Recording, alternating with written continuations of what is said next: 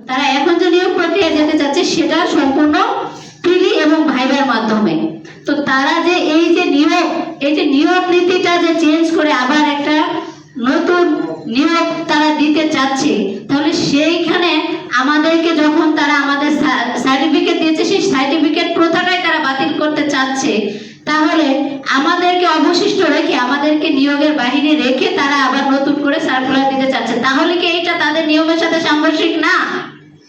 আপনারা নিয়ম নীতিমালা চেঞ্জ করতে পারেন, এটা স্বাভাবিক, কিন্তু আমাদেরকে নিয়োগের আওতায় বাহিরে রেখে আপনারা কিভাবে আবার নতুন করে নতুন নিয়মে নতুন নীতিমালায় আপনারা আবার নিয়োগ প্রক্রিয়া চালু করতে চাচ্ছেন? আমাদের এই সার্টিফিকেট প্রথা আপনারা তুলে দিতে চাচ্ছেন, তাহলে এই সার্টিফিকেট প্রথা তুলে দিতে যে আমরাই কেন শুধু বলি পাঠাবো এই 5 থেকে 6,000 জন? আমাদেরকে আপনারা প্রতিষ্ঠানে পাঠিয়ে এই মানে যে একটা মূল উৎপাদন করা যে বিষয়টা, যে আপনারা এই নিয়ম আপনারা সার্টিফিকেট প্রথা তুলে দিতে চাচ্ছেন, কিন্তু যেইগুলো সার্টিফিকেট আপনারা দিয়েছেন সবাইকে আপনারা প্রতিষ্ঠানে পাঠিয়েছেন, এরকমটাই তো হওয়া উচিত নাকি?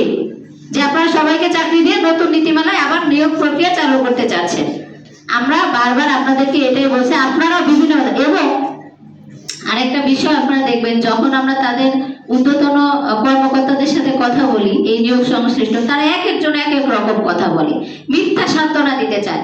আমি মনে করি একটা মানুষকে মিথ্যা সান্ত্বনা দেওয়ার তাকে মেরে ফেলা সমান কথা।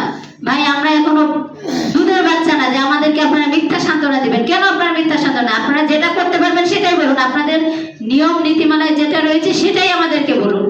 কিন্তু আপনারা তো একটাবার আপনাদের কাছে আমরা যখন যাই, আপনারা যে আমাদেরকে দূর করেন, আপনারা বলেন যে আমরা অযোগ্য, আমরা যে দাবিটা করছি সেই দাবিটা অযৌক্তিক।